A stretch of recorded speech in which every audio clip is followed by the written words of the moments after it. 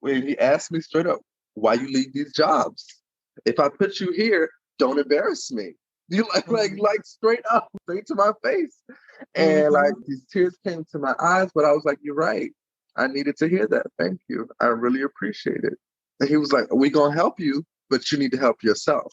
It was a boss up kind of energy, man up, grow up kind of energy. And I really needed that. And he really did put me onto a lot of opportunities. It was everything.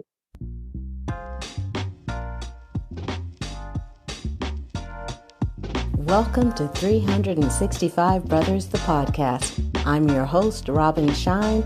I am delighted to bring to you brothers from across the United States and from various professions talking about their life experiences, their wisdom, and a conversation that also touches on racial profiling in the United States, how pervasive it is, what the impact is. And remember, you can follow us on Instagram at 365 Brothers. Also, follow us on Facebook at 365 Brothers, the podcast. If this is your first time listening to a 365 Brothers episode, make sure you subscribe because you do not want to miss one brother's wisdom, one brother's experience, and their perspective on life in the United States. Today, we are speaking with a gentleman who's a healing artist. His hometown is Paulsboro, New Jersey. He currently lives in Brooklyn, New York. He writes, he's into music. He's got music on multiple platforms. His music is in the genres hip hop, R&B, and meditation soundscapes. And by the way, this brother had a film debut at the 2015 Tribeca Film Festival. We have the privilege today to talk with Houie Love. Welcome, Houie. I'm very grateful to be here. How did you come up with that name? So I prayed, it was August 20th or that weekend of 2013. And I was just like, God, what is my spiritual name? I know I have one, because the names we were given are colonized names, most Black folks and things like that. And, they're passed down to us through the lineage of slavery and whatnot. Yes. And so I woke up that next morning. At the very end of the dream, I saw this person with spots all over them writing these huge letters on this huge block of stone. And it was Houiea. And I woke up immediately and I was just like, well, how do I say that?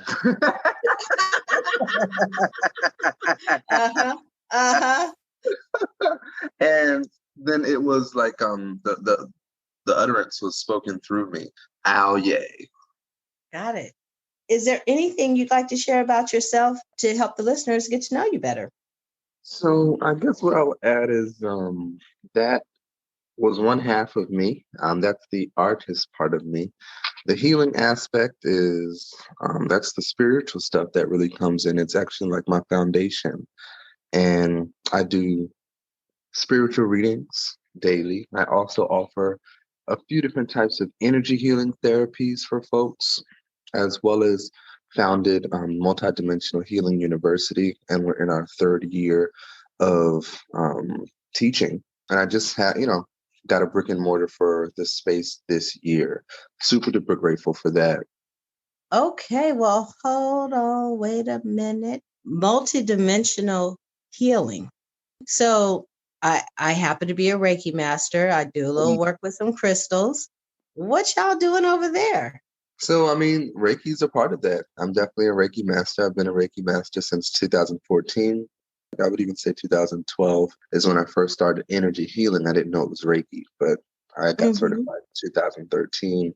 I've also been doing readings since 2013. Back then, I was only doing numerology readings, which is pretty fun.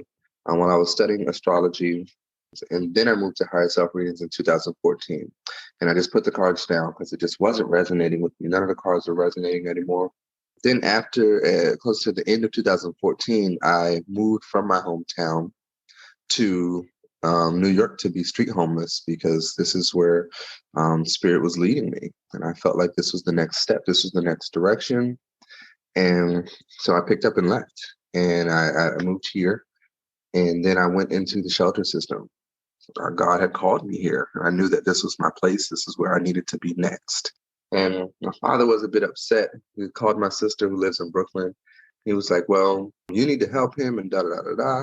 And so she let me stay at her place for about a week. And then she was like, well, after this week, you have to go live with dad. Like he has a place, he has a room for you and whatnot. Mm-hmm. And then I was just like, well, no. And so I left. Even when I came here first, I didn't like go and talk to them. Like I came here to live my life. I didn't come here for them to like save me or anything like that. And so I went back into the shelter system. So, shortly after that, within like a few months, I had got my own place. Throughout the time of me being in the shelter system, I had actually linked up with this person I met at one of the drop-in centers, because like different companies will team up with these drop-in centers for youth. And one of those services was Tribeca Film Institute, which is a subsidiary of Tribeca Film Festival. And so it was this one Friday I came, and Beth Botchton was there. And she was like, well, I'm here from Tribeca Film Institute. We're a subsidiary of Tribeca Film Festival. And we're here to make films. If you'd like to make a film, it will be featured in Tribeca Film Festival. I said, are you freaking kidding me? I just wrote a screenplay. We're going to write one now, right now. So we sat down and we wrote this short film within a couple hours. It was really fun. I mean, she fast-tracked everything. She was like, okay, well, next we're going to create a shooting schedule and then a production schedule. But you need a storyboard, this whole thing. You need a storyboard. She taught me the process of filmmaking. It was really fun. It was really beautiful. It was very fun. And this is all before I had got my place, but the creativity of like just having a goal, something to focus on, is really what allowed me to kind of like really like sustain through the midst of that homeless process and everything. So, shortly after that, within like a few months, I had got my own place. And that's when all the depression hit. I was able to actually feel all the depression of the transition. It was deep, it's very intense. And I sat the project down for just a moment, just to feel, for a month or two. I edited everything, sent it over for her, like, her final her critiques. And she was like, okay, this is kind of good, but here's some of the things that you need to change. Long story short, it got great. It debuted. It was really fun. I went to the film festivals. Everyone like celebrated the film. It was very fun. That is amazing. That is clearly you took all that feeling and used it and let it propel you rather than pull you down. Which is great. Let's dive in. What is a favorite song or movie, either now or all time, and why? When I was growing up, it was The Sound of Music, the song and the movie. I really appreciated it. I really appreciated just like the idea of like the rebellion, and it's like all for love, et cetera, et cetera, et cetera. And then I grew up and I really took a liking to The Great Debaters. Oh. And yeah, it was a really great film. But also because of like all the things that went into it. So Denzel Washington, he's directing it. Oprah funded that, I believe. I just felt like, it was Black folks teaming up together to create something for us. And it was really, really changed my life. And I'm an orator, so like me being an orator and watching these Black folks, it really impacted me on a really, really huge level, just watching these people do this in spite of, existential dread, like that. Yeah. I would even throw in The Fifth Element just because. Oh my goodness. Look at you going for 3. Go ahead. Yeah, I know. It's just so futuristic, I really like that film. Okay. I don't know. I don't know if I can name a song. Look, it's song or movie. You went and did 3, so you done. Because I'm a filmmaker, I can't just name one. It's not fair. That's all right. We're good. I'm going to leave them all in. Don't you worry. Thank you. What's a favorite childhood memory? When I was growing up in South Jersey, we had the biggest yard on the block, like in the neighborhood. And we would always have these cookouts. We always had these annual barbecues, and all of our cousins from Philly would come over, and it would just really be a fun time. My mom used to play double dutch with the girls. My dad used to play football with us. We all would just have a really good time, and I miss those times. That's a good childhood memory. Perfect. Let's talk about accomplishments. I asked this question in 2 parts. Okay. First, an accomplishment that means the most to you personally, and then an accomplishment that gets the oh or wow most often when shared. So let's start with the first. Which of your accomplishments means the most to you personally, Houie? If you would have asked this question to me a year ago, it'd be something completely different.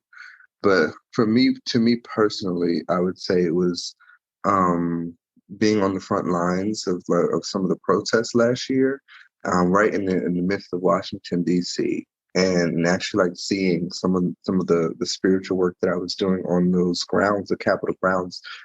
Basically, the day before Donald Trump conceded to his defeat, I was out there with a friend doing spiritual ritual, just by way of surrender and God flowing through me and everything. And then there was a time when I actually went back out there and there was some sort of it was, I believe, like the Proud Boys or something like that were protesting, because they was protesting. They just kept going at it. And I was protesting with Black Lives Matter as almost like basically like the spiritual person that was holding that vibration, because it can be a very chaotic energy. And so as we were all moving and shifting, I was the one pouring libations and things like that. And then it all shifted after that, just like adding that vibration and like being humble about it and witnessing how it shifted. Because after that, the protest it had turned from Black Lives Matter against Proud Boys to Proud Boys to the Capitol. And that's all we heard of it. And it was, them storming the Capitol and Murder, She Wrote. Wait a second. Now, which day was this that you were there? I was there back in November. Okay, gotcha. Wow. You remind me of the people, you remind me to hold in my heart the people who may not have been out there, but who were saying prayers, who were holding space, who were sending love. And I just realized that in my own life, I had not really yet acknowledged all of the energy work that went into having peace prevail. There was a lot of work being done. Yeah. What about the accomplishment that gets the oh or wow when others hear it? Which one is the one that gets the most of that? I interned for the president of AOL at headquarters. Yeah, it was pretty fun. Man, AOL, you taking me back. Wow, how'd you get that? So I got it through Hedrick Martin Institute. They're one of the drop-in centers that I was visiting at the time. One of our mentors named Derek, he saw my resume at like the beginning of the year, and he was like, "Look, it's not terrible, but you just need some work, and we got you. But look, you got to stop bullshitting." He asked me straight up, "Why you leave these jobs? If I put you here, don't embarrass me." You like straight up, like straight to my face, and like these tears came to my eyes. But I was like, "You're right. I needed to hear that. Thank you. I really appreciate it." And he was like, "We gonna help you, but you need to help yourself." It was just this real tough, straight, like looking straight in my face, like it was a boss up kind of energy, man up, grow up kind of energy, and I really needed that. And he really did put me onto a lot of opportunities. It was everything. That's great. Well, shout out to him. Let's talk about words. What's a favorite quote, saying, metaphor, or book, and why? Still I Rise, Maya Angelou. Mm. The other quote from Maya Angelou is, "When someone shows you who they are, believe them." And I call it Maya medicine. Maya medicine comes up when you need to truly accept a person for who they are because they've shown you. And that's how it usually enters, because she enters when like folks just like they see a person and they're just trying not to accept it for exactly what's happening and what's manifested.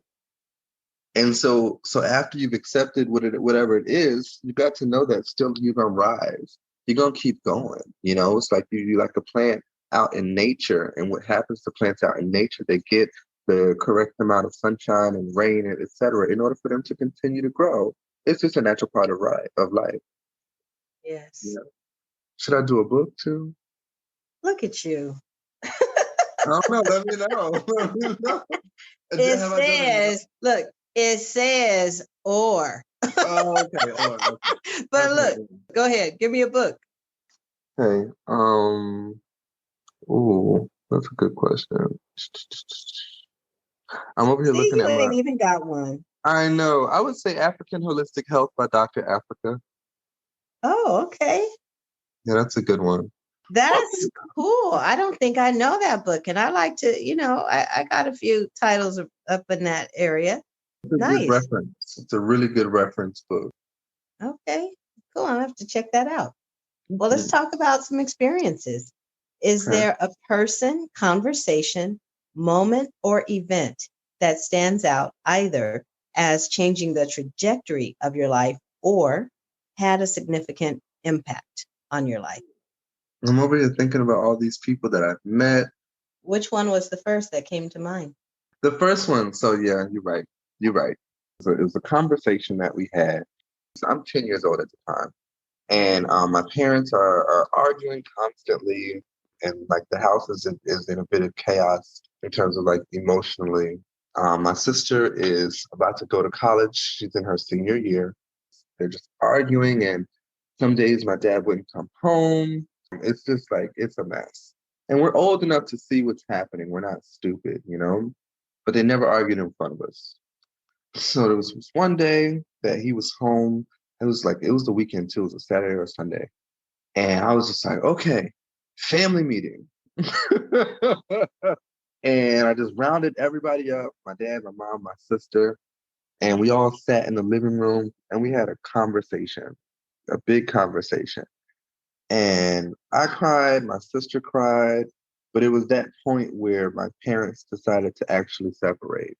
And it was everything Wow. that we all needed. But me as a 10-year-old kid, prepubescent kid, knowing what was needed, um, I actually didn't forgive myself for feeling like I caused the separation of my parents for years until Mm. both of them, found happiness again. My mother's now engaged. My father's remarried. Hmm. But it took years for me to like heal from that. Yeah. And Wow. it took a recovery conversations with both of them for me to, express that and for them to both look at me like I'm crazy, like, what? Hmm. That wasn't you. You didn't Yeah, cause right. that. But as kids, I could totally see where you would make that mean that. It's like you see something's not working, you're clear about it, and you say, hey, let's all look. And by the way, 10 and you call a family meeting, okay, you are something else. Okay. I've never done that before.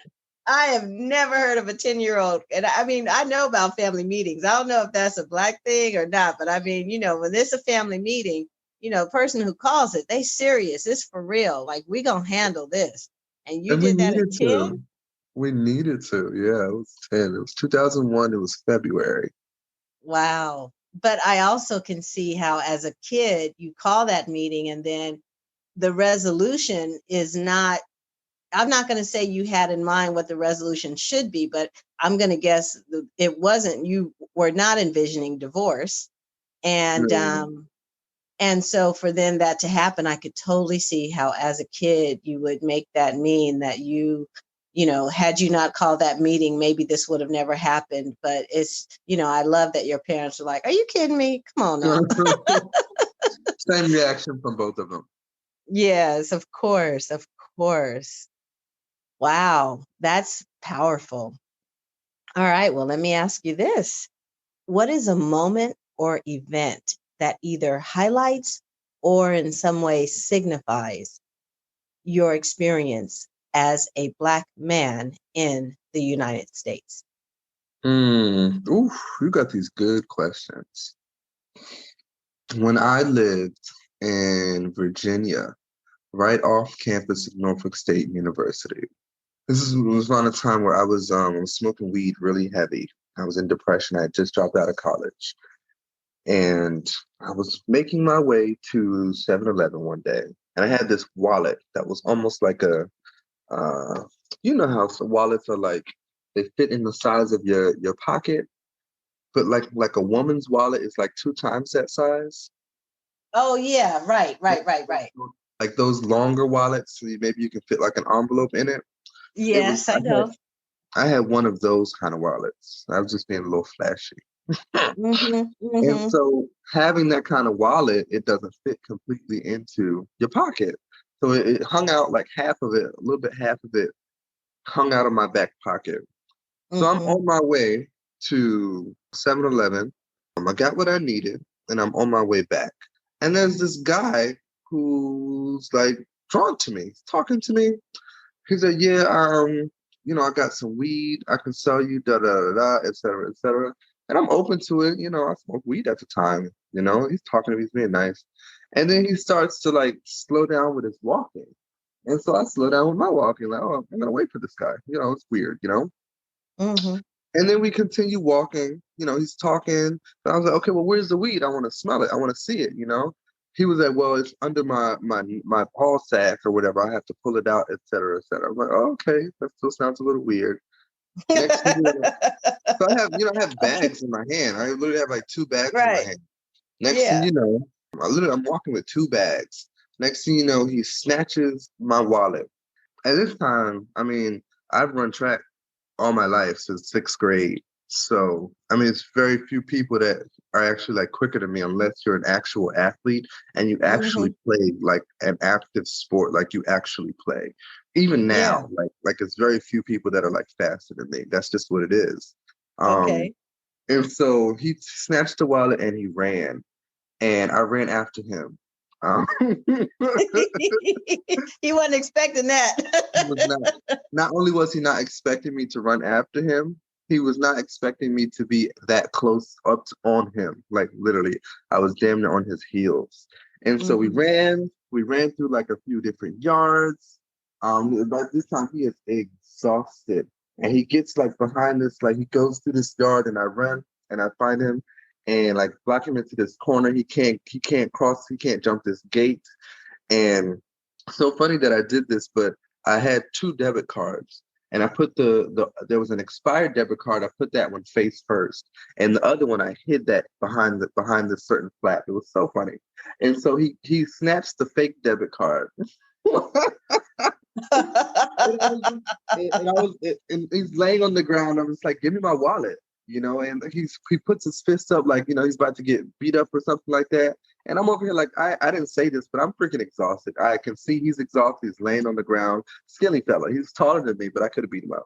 I was like, give me my wallet. He was like, I need it. I said, I do too.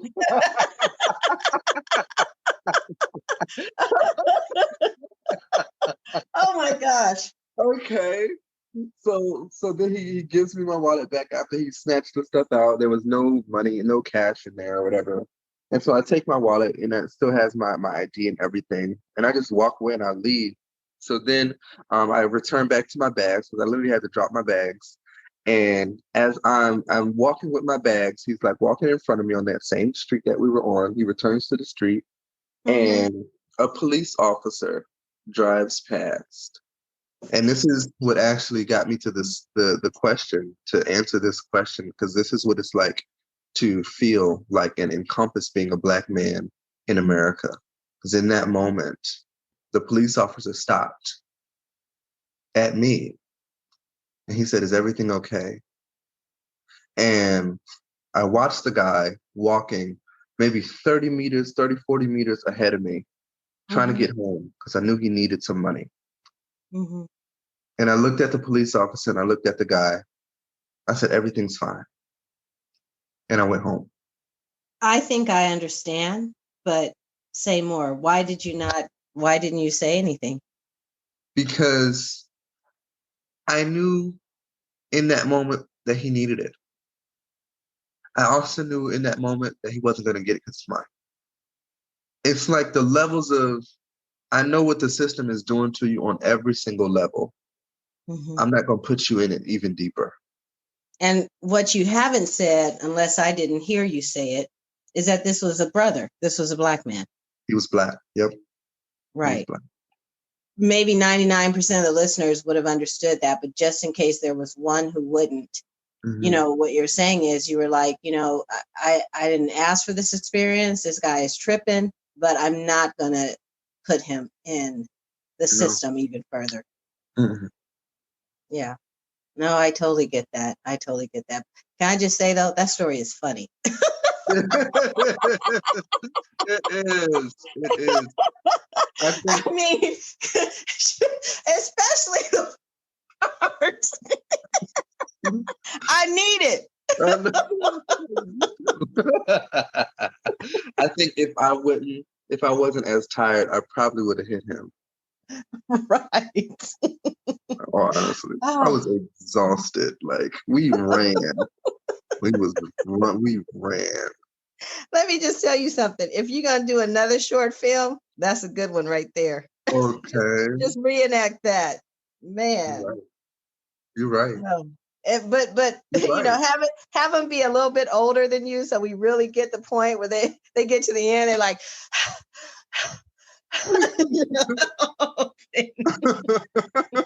oh, that was a good story. Anyway, let's talk about interactions with law enforcement. Have you had any? If so, what, when? When I was 16, I was caught outside after curfew, me and my friends. I got on my partying out in junior high. Dang. I know, yeah. My mom worked at night, so we used to go to like, house parties and that was like the thing. My friends drank and smoking wasn't as big as it is now, but there was always like that group of people who did smoke. Now all that stuff is so normalized. But even back then I just wasn't a big drinker, and I definitely wasn't a smoker because I was just like I had this track career that I wanted to pursue. Yeah, so we all got caught out, and we got caught. They took us in, and they called our parents, and we all had to watch each other's parents come get us and everything, and it was a situation. Oh, okay. The police treated you well, though. Yeah, we were young, we were kids, and it's also a Mhm. small town, so like we're like. Okay.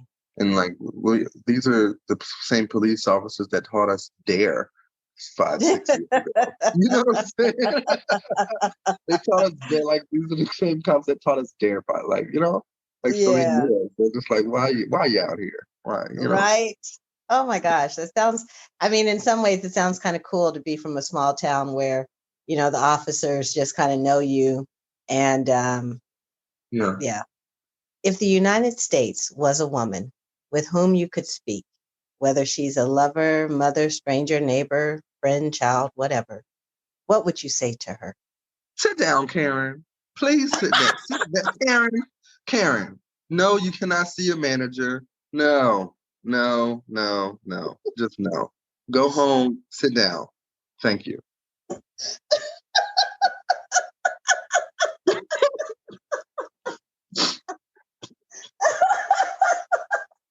Because you said the United States. You didn't say the I land.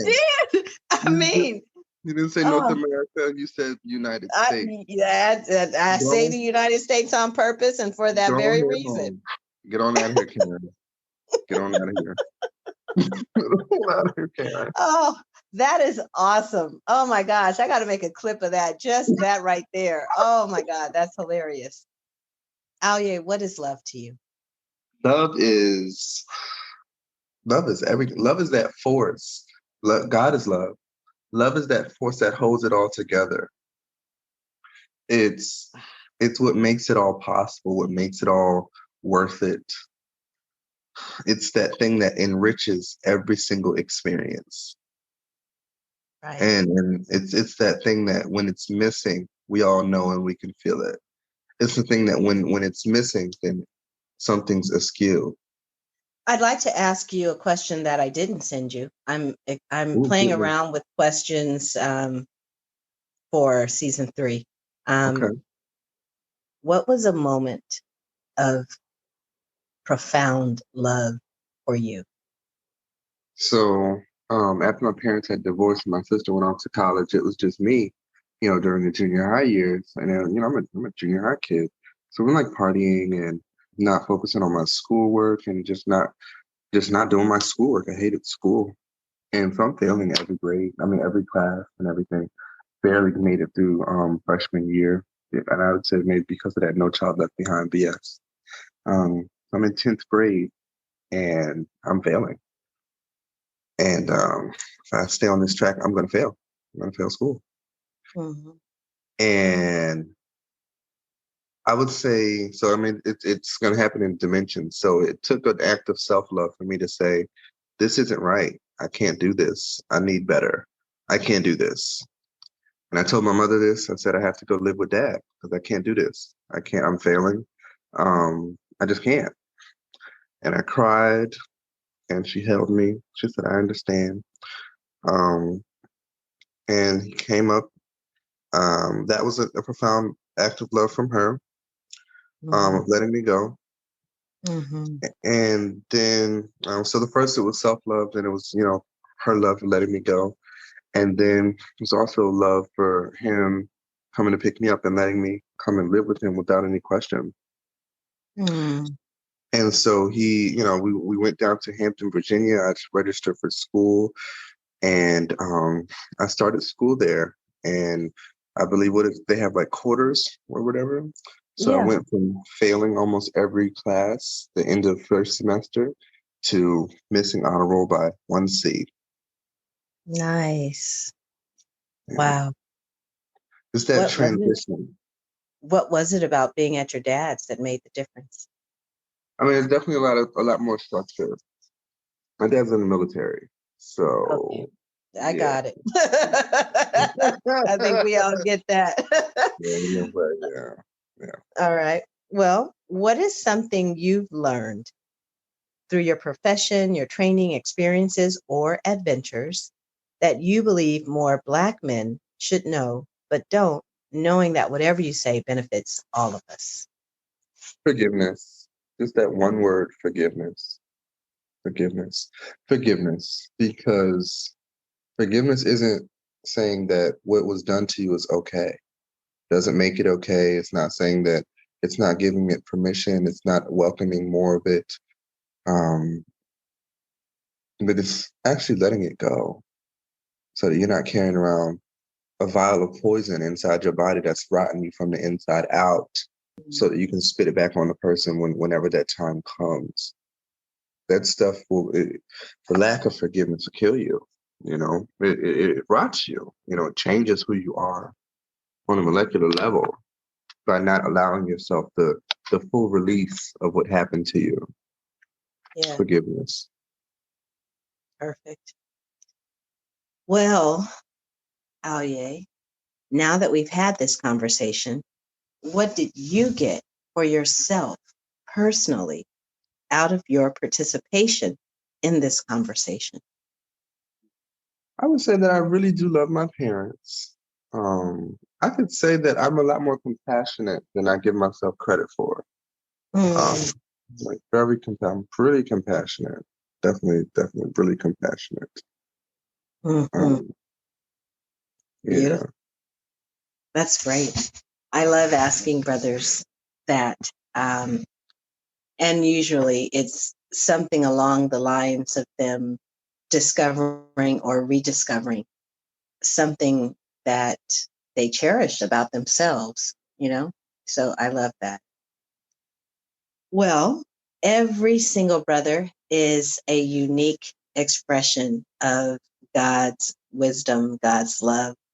And you are just a commitment to clarity.